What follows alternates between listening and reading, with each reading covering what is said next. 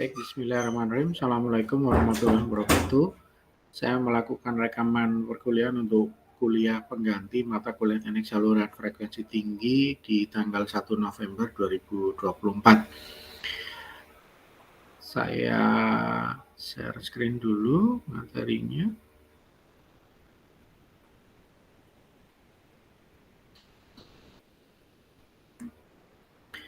Baik, materi kita adalah masuk di bab 3 dari buku Umesinha, Transmission Line Network, gitu ya.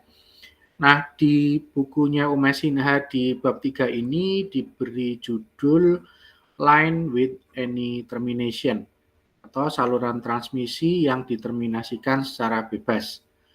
Kalau sebelumnya kita sudah membahas tentang mode-mode terminasi di saluran transmisi, ada 3 mode ya yang sudah kita bahas. Yang pertama adalah saluran transmisi yang diterminasikan pada impedansi karakteristik, kemudian saluran transmisi yang diterminasikan ketika salurannya itu adalah tertutup, dan saluran transmisi yang terminasikan ketika saluran transmisinya adalah terbuka. Nah, sekarang kita akan menterminasikan saluran transmisi ini di sebuah beban, yang beban itu nanti kita letakkan di jarak yang berbeda.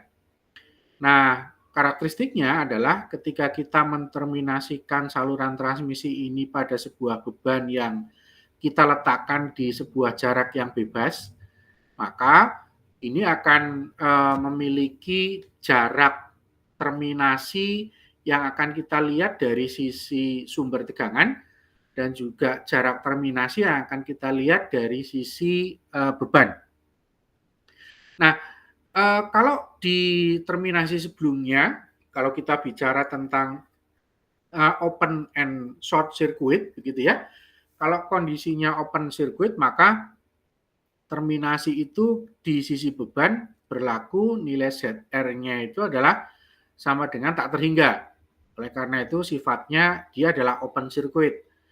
Ketika terminasinya itu diimplementasikan di short circuit, maka nilai ZR ini kita anggap dia nilainya adalah 0. Nah, di penjelasan buku Umesinha gitu ya, di sini disampaikan bahwa ketika sebuah tegangan itu diimplementasikan atau on-kan gitu ya, dihidupkan melalui sebuah saluran transmisi gitu ya, maka ini akan menghasilkan sebuah incident wave atau gelombang datang, dan ketika gelombang datang ini diimplementasikan ke dalam saluran transmisi, maka dia tidak akan menghasilkan gelombang pantul apabila syaratnya adalah saluran transmisi tersebut itu diterminasikan secara sempurna pada impedansi karakteristiknya, atau nilai impedansi karakteristik saluran transmisi tersebut itu sama semuanya sampai dengan sisi beban. Ya, jadi makanya kalau Anda memiliki sebuah beban, katakanlah ini adalah sumber tegangan begitu ya, kemudian ini saluran transmisinya, kemudian di sini bebannya begitu. Nah, di sini ada Z0 ya. Nah, di sini ada ZR. Nah, ya. Ketika Z0 ini sebagai saluran transmisi sebagai impedansi karakteristik saluran transmisi itu akan sama semuanya di seluruh bagian ini termasuk di bagian ZR, maka seluruh energi yang dikirimkan dari sumber tegangan ini akan diserap oleh semua bagian saluran transmisi secara sempurna. Tidak ada lagi energi yang dikembalikan atau reflected atau arahkan kembali ke sumber tegangan. Nah, namun demikian, ketika sebuah saluran transmisi ini diterminasikan pada sebuah titik yang kita namakan adalah ZR gitu ya, maka sebagian energi itu akan diserap oleh ZR dan sebagian lagi itu akan akan dikirimkan kembali ke arah sumber tegangan. Nah, nilai ZR itu berarti akan sangat mempengaruhi berapa porsi energi yang dikirimkan kembali ke sumber tegangan dan berapa energi yang diserap oleh ZR ini. Tentunya yang kita inginkan adalah energi yang diserap ini itu akan maksimal. Sehingga ketika energinya maksimal diserap oleh ZR, tidak ada lagi energi yang dikirimkan balik atau reflected begitu ya ke arah sumber tegangan. Nah, mari kita lihat bagaimana memodelkan sebuah saluran transmisi yang diterminasikan pada sebuah impedansi ZR ini. Nah, Anda bisa lihat di gambar 3.1 ya. Saya asumsikan di sini ada sebuah sumber tegangan VS. Sumber tegangan VS ini dia akan mengeluarkan arus. Arus di sisi sumber tegangan itu saya namakan dengan IS, gitu ya. Kemudian saya menterminasikan sebuah beban, namanya adalah ZR, gitu ya. Nah, ini ZR, di mana arus yang masuk ke dalam ZR itu saya namakan dengan IR. Kemudian tegangan di sekitar ZR itu saya namakan dengan PR. Nah, kalau saya kemudian mengukur atau menterminasikan atau ingin mengetahui karakteristik saluran transmisi di titik X ini, gitu ya, di titik X ini, nah ini titik X itu dia berjarak X dari sumber tegangan, dan dia berjarak Y dari impedansi gitu ya, atau dari beban. Kemudian antara sumber tegangan dan beban itu berjarak L. Oleh karena itu Y itu saya bisa tuliskan nilainya sama dengan L min X. Ini L-nya, ini X-nya, ini Y-nya. Nah, untuk dapat menjelaskan persamaan matematika dari rangkaian ini, maka kalau saya mengukur tegangan dan arus di setiap titik yang ada di sini, gitu. Nah, di setiap titik yang ada di sini, kalau saya ukur tegangan dan arusnya, maka secara umum persamaannya adalah V itu akan sama dengan A itu parameter konstanta bebas, nanti kita jelaskan. Kosinus hiperbola dari P, konstanta propagasi, dikalikan dengan X itu apa? Ini ya, jarak titik dari sumber tegangan itu adalah X, plus B itu konstanta bebas, sin hiperbola P dikalikan dengan X. Demikian juga I itu akan sama dengan minus 1/Z0 A sin hiperbola Px plus B kosinus hiperbola Px. Dua rumus ini itu ada di bab 1. Gitu ya, kalau Anda baca di bab 1 untuk mencari arus dan tegangan di setiap titik saluran transmisi pasti digunakan rumus ini. Nah, pertanyaannya adalah berapa nilai A, berapa nilai B, begitu ya. Dulu pernah kita bahas bersama bagaimana menurunkan ini gitu. Sehingga mari kita masukkan kondisi yang berlaku pada gambar 3.1. Apa kondisi yang berlaku? Kondisi yang berlaku adalah kalau misalnya kita lihat titik terminasinya sekarang saya geser ke arah ZR gitu ya, maka X ini saya geser ke arah ZR. Nah, kalau X ini saya geser ke arah ZR, maka nilai X ini itu berarti akan sama dengan L. Ya. Karena X ini tadinya di sini, kemudian saya geser ke kanan, maka X akan sama dengan L. Nah, saya tulis dulu kondisinya, X sama dengan L. Nilai V yang tadinya adalah di sini, gitu ya, ini nilai V, gitu. Saya geser ke kanan juga. Oleh karena itu, nilai V itu akan sama dengan nilai VR. Saya tulis lagi. Nilai I yang ada titik ini, gitu, saya geser ke kanan, maka dia juga akan sama dengan nilai IR.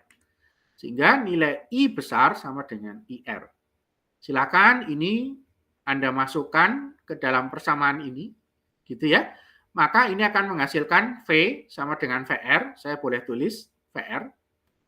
Ini sama dengan A kosinus hiperbola PL plus B sinus hiperbola PL. Ya.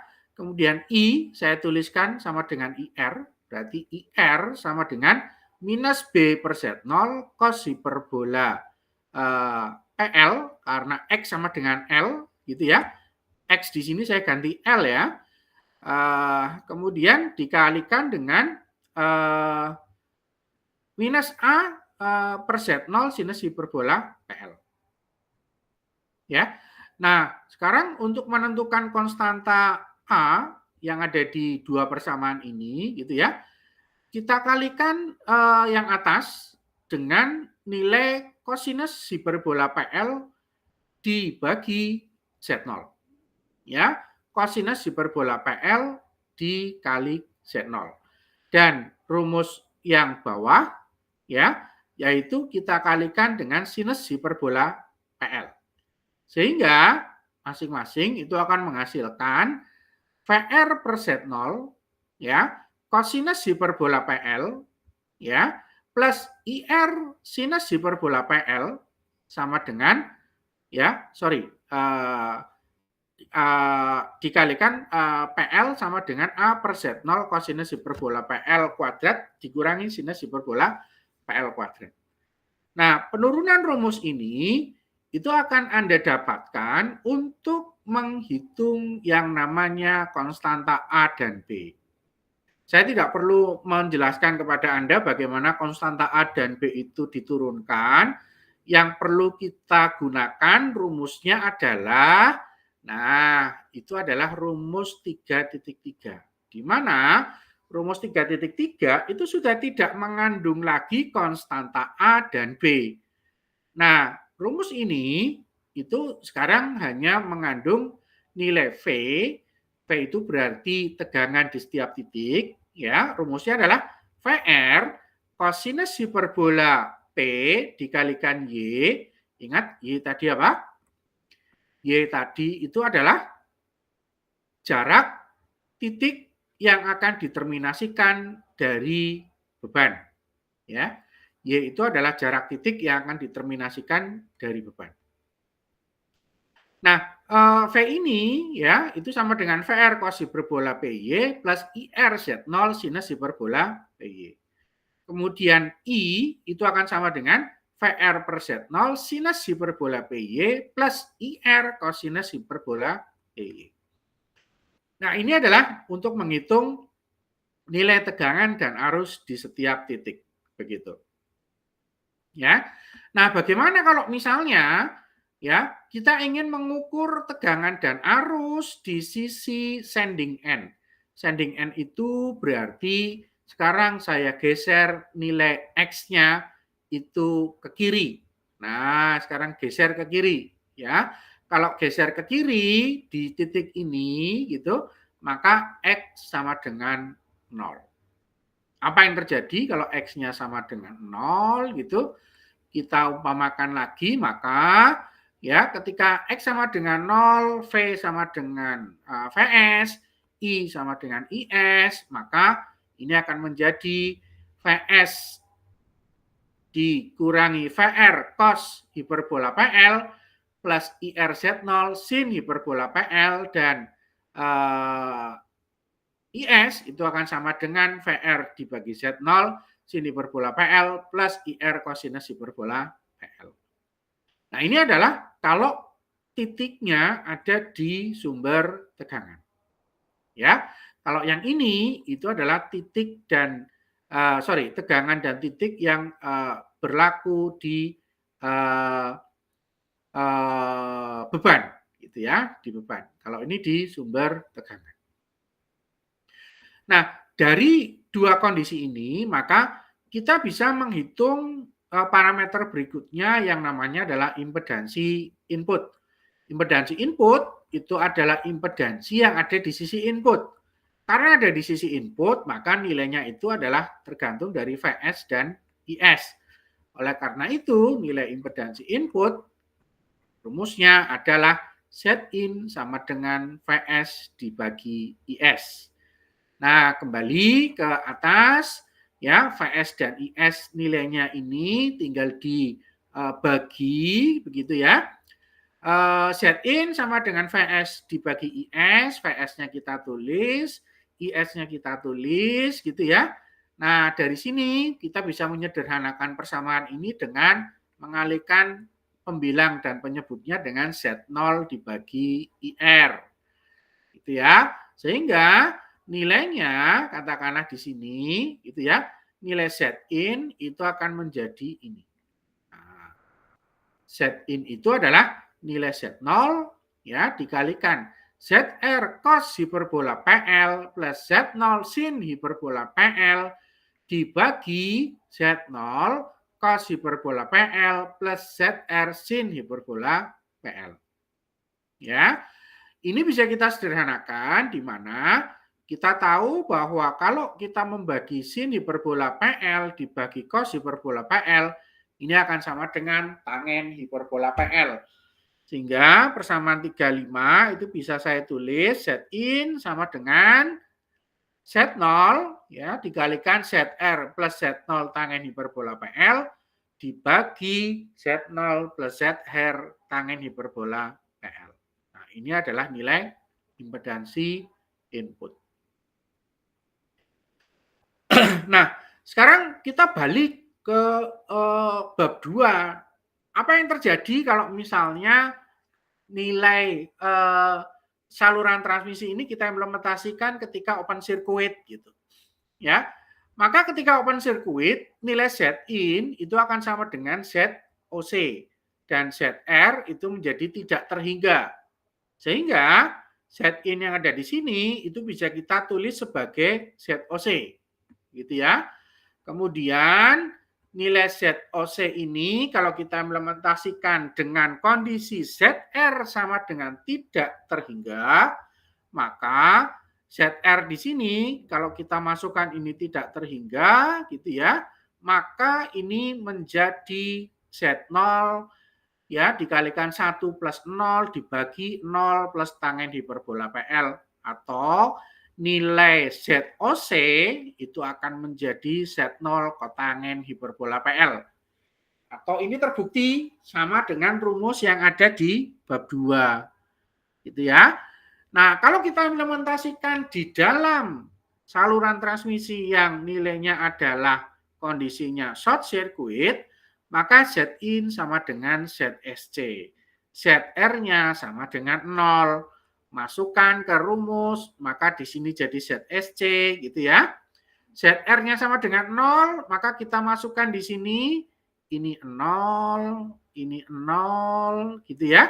Maka ini sudah pasti kita bisa menurunkan rumusnya dengan lebih mudah gitu ya. ZSC akan sama dengan di sini 0 plus Z0 tangen hiperbola PL dibagi Z0. Z0-nya kita coret, maka ini menjadi Z0 tangen hiperbola PL. Nah, itulah asal muasal nilai ZOC dan ZSC ditemukan gitu ya. Yaitu ZSC sama dengan Z0 tangen hiperbola PL, kalau ZOC itu sama dengan Z0 kotangen hiperbola PL.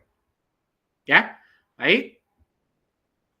Nah, bagaimana kalau misalnya gitu ya, sekarang kita berandai-andai nih,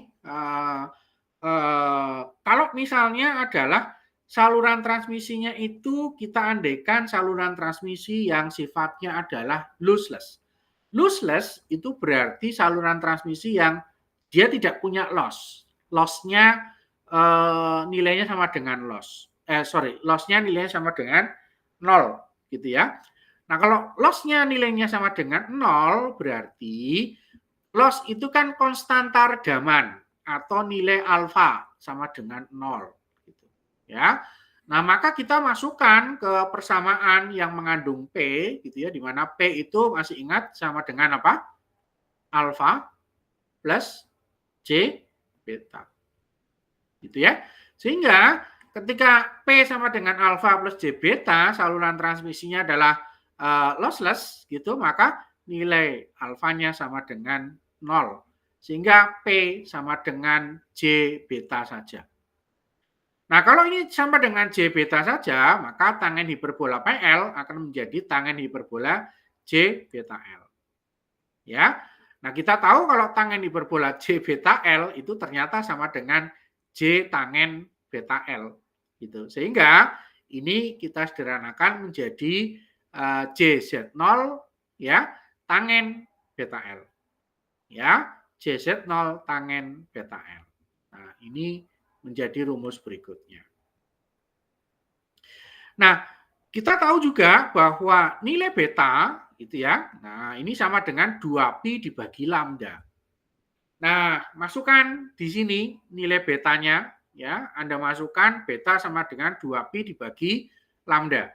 Sehingga di sini akan mendapatkan parameter baru set in di mana dia tidak lagi mengandung beta, tetapi di sini sudah mengandung 2πl dikalikan 2πl dibagi lambda gitu. Ya. 2πl dibagi lambda. Oke.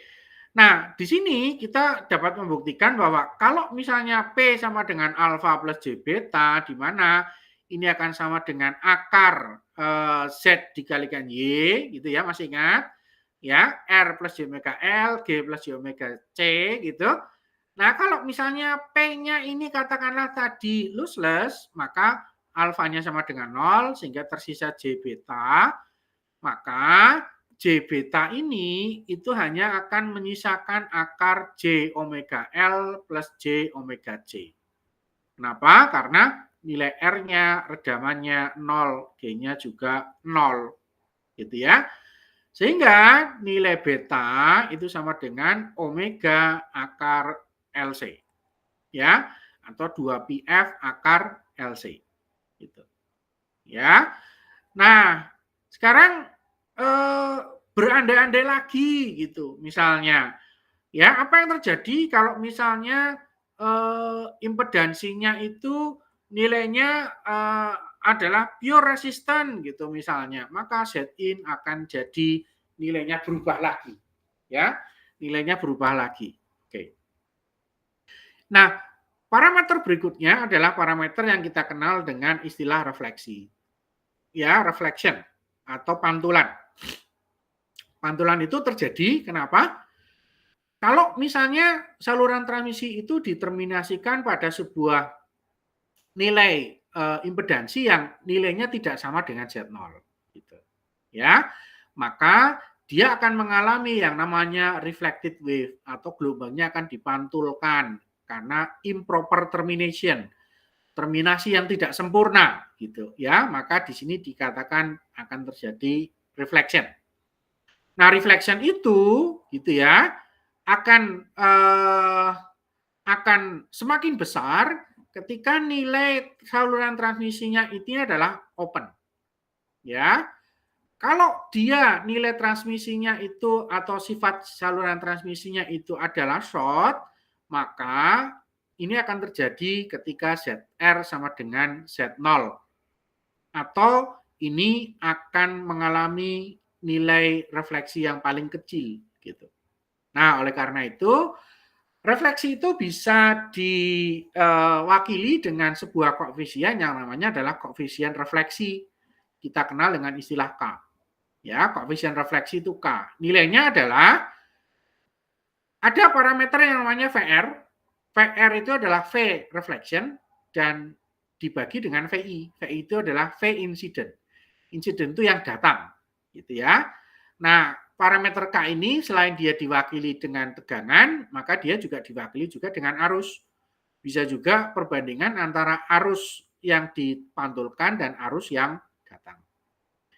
Nah, antara yang dipantulkan dan yang datang, kalau nilai K ini katakanlah refleksinya itu harusnya yang dipantulkan itu adalah sebagian dari yang datang. Oleh karena itu, nilai VR gitu ya, ini nilainya akan sama dengan lebih kecil atau sama dengan VI. Gitu ya. Sehingga kalau nilainya seperti ini, maka nilai K gitu ya, nilainya lebih kecil dari 1. Ya. Nah, bagaimana merefleksikan nilai K ini gitu ya. Nah, ini lagi-lagi akan ada penurunan rumusnya. Kita langsung saja ke nilai K yang ada di sini gitu ya. Nah, nilai K itu akan dituliskan nilainya adalah sama dengan VR dikurangi IRZ0 dibagi VR plus IRZ0. PR adalah tegangan di sisi beban, IR adalah arus di sisi beban, Z0 itu adalah impedansi karakteristiknya. Apakah masih bisa disempurnakan atau masih bisa diturunkan rumus ini gitu ya? Masih bisa. Ya, nilai K bisa kita bagi juga berdasarkan nilai impedansi beban dan juga nilai impedansi karakteristik. Nilai K pada saat ini, maka dia nilainya adalah ZR min Z0 dibagi ZR plus Z0. Jadi impedansi karakteristik dan impedansi beban itu akan menentukan nilai dari koefisien refleksinya. Ya. Nah, di sini ada lagi pengertian impedansi input ya dalam kaitannya dengan nilai impedansi dalam kaitannya dengan koefisien refleksi. Kalau nilai koefisien refleksi tadi sudah bisa dinyatakan dalam perbandingan VR dan IRZ0, kemudian ZR dan Z0 gitu ya. Bagaimana kalau misalnya koefisien refleksi ini kaitannya dengan impedansi input? Nah, kita langsung saja. Rumusnya adalah Zin itu sama dengan Z0 dikalikan 1 plus K ya dikalikan E pangkat min 2PL dibagi 1 min K dikalikan E pangkat min 2PL. Nah, itu kalau kaitannya antara K dengan Zin. Ya, baik, itu dulu yang bisa saya sampaikan. Kita akan membahas ulang lagi, gitu ya, pembahasan ini besok di kelas, gitu. Namun silahkan Anda mencermati video rekaman ini, ada kuis interaktif yang harus Anda jawab, gitu ya, supaya Anda terbukti sudah mengikuti perkuliahan ini, begitu. Ya, oke, baik. Saya akhiri materinya. Terima kasih. Assalamualaikum warahmatullahi wabarakatuh.